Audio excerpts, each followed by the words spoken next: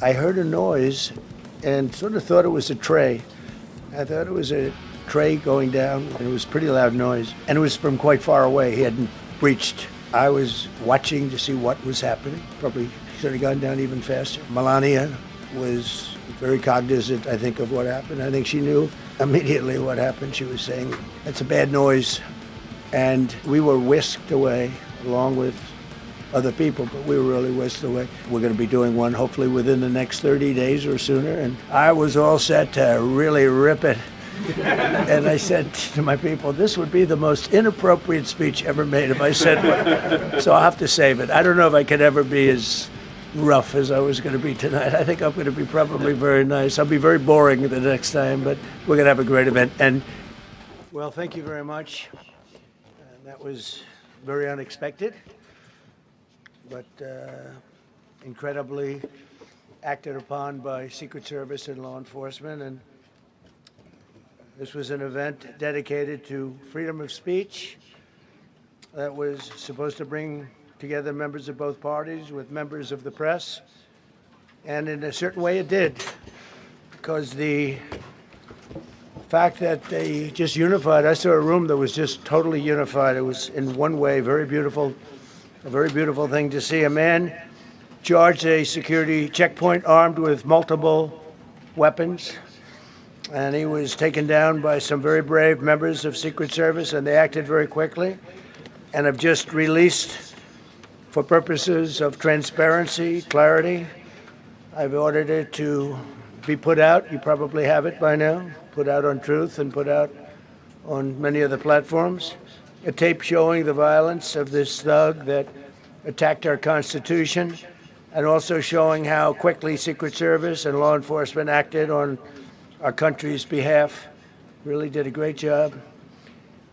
One officer was shot, but saved by the fact that he was wearing obviously a very good bulletproof vest. He was shot from very close distance with a very powerful gun, and the vest did the job. I just spoke to the officer, and he's doing great. He's in great shape. He is has very high spirits, and we told him we love him and respect him, and he's a very proud guy. He's very proud of what he does, Secret Service agent.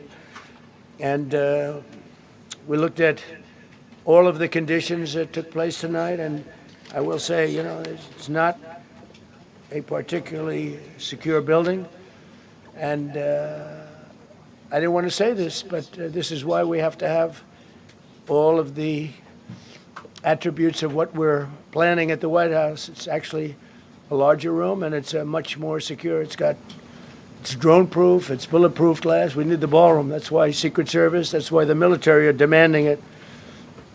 They've wanted the ballroom for 150 years for lots of different reasons, but today's a little bit different, because today we need levels of security that probably nobody's ever seen before.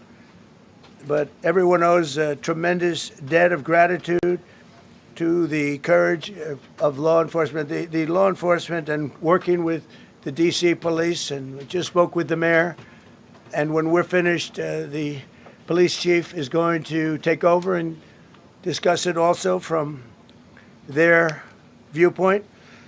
But they also performed exactly as they were supposed to, and you see the attacker in different positions, but you also see the attacker totally subdued and under control.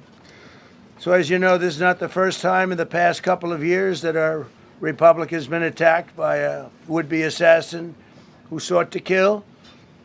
In Butler, Pennsylvania, less than 2 years ago, you all know that story, and in Palm Beach, Florida, a few months after that, we came close. We really had, again, we had some great work done by law enforcement. But in light of this evening's events, I ask that all Americans recommit with their hearts in resolving our difference peacefully. We have to resolve our differences. I will say, you had Republicans, Democrats, independents, conservatives, liberals, and progressives. Those words are interchangeable, perhaps, but maybe they're not. But yet everybody in that room, big crowd, record-setting crowd. There was a record-setting group of people. And there was a tremendous amount of love and coming together. I watched, and I was very, very impressed by that. But First Lady and I were taken very well care of, very quickly rushed off the stage. Vice President jdvance, who's here, was likewise beautifully done. He was just saying how quickly everybody acted, law enforcement, Secret Service in particular in this case, but law enforcement. Marco had the same thing. Pete was there. Pete didn't want any help. He didn't want anybody to help. He doesn't want anybody to help him, but he did get some, didn't you? And I think you also said that it was very impressive. So with that, I'd like to ask Todd Blanche to come up, say a few words, and tell you it's already underway. The man has been captured. They're going to his apartment. I guess he lives in California, and he's a sick person, a very sick person, and we don't want things like this to happen. I think it's very important that I say, though, and I told the representatives of the evening, they did such a beautiful job. It was such a beautiful evening. And again, they're talking about free speech in our Constitution. That's what it's all about, not just White House Correspondents. It was really based on free speech in our Constitution. But I said very importantly that we'll do it again within the next 30 days, and we'll make it bigger and better and even nicer. So I just want to thank everybody that was involved. I also want to thank the press, the media. You've been very responsible in your coverage. I will say I've been seeing what's been out. You've been very responsible. So Todd Blanche, I'd like to say a few words, and then we're going to have cash. And then you're going to go on. We can ask, I guess we can take a couple of questions. I want to thank the First Lady that was a rather traumatic experience for her. There was a lot of action taking place up there very quickly. But again, the response time was really incredible. And we're going to reschedule. We're going to do it again. We're not going to let anybody take over our society. We're not going to cancel things out because we can't do that. We wanted to stay tonight. I will tell you, I fought like hell to stay. But it was protocol. They said, please, sir, because they didn't know there was a lot of action going on, and they didn't know could there be probably a lone shooter, but we'll find out. We'll find out very quickly. They have it very well under control. So I want to thank everybody very much. And as you mentioned, it all happened so quickly. Yeah. And I wonder, especially because unfortunately you have experience with these sorts of threats, in that moment when you realized there was a threat and service agents were telling us to get down, can you describe what was going through your mind, how you were feeling in that moment? That's a very good question, actually. It's always shocking when something like this happens. It's happened to me a little bit, and that never changes. The fact, we were sitting right next to each other, First Lady on my right, and I heard a noise and sort of thought it was a tray.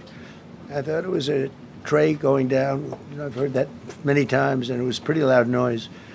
And it was from quite far away. He hadn't breached the area at all. They really got him. But so it was quite far away, but it was a gun. And some people really understood that pretty quickly. Other people didn't. I was watching to see what was happening. Probably should have gone down even faster. Melania was very cognizant, I think, of what happened. I think she knew immediately what happened. She was saying, that's a bad noise. And we were whisked away along with other people, but we were really whisked away. And again, the performance of the Secret Service and the police, all of the law enforcement, I thought was really good. So it was very quick. There wasn't a lot of time to be thinking because it was a matter of seconds before we were out the door and gone into an area. We very much, and you wanted to too, we very much wanted to continue it because I don't like to let these sick people, these thugs, these horrible, horrible people change the fabric of our life, change the course of what we do. So we held out. You were there. We held out right till the end, but they didn't want to take a chance, and I understand there was protocol. But we're going to be doing one hopefully within the next 30 days or sooner, and I am ready, willing, and able. And I was all set to really rip it And I said to my people, this would be the most inappropriate speech ever made if I said what. So I'll have to save it. I don't know if I could ever be as rough as I was going to be tonight. I think I'm going to be probably very nice. I'll be very boring the next time, but we're going to have a great event. And you did a fantastic job. Thank you very much.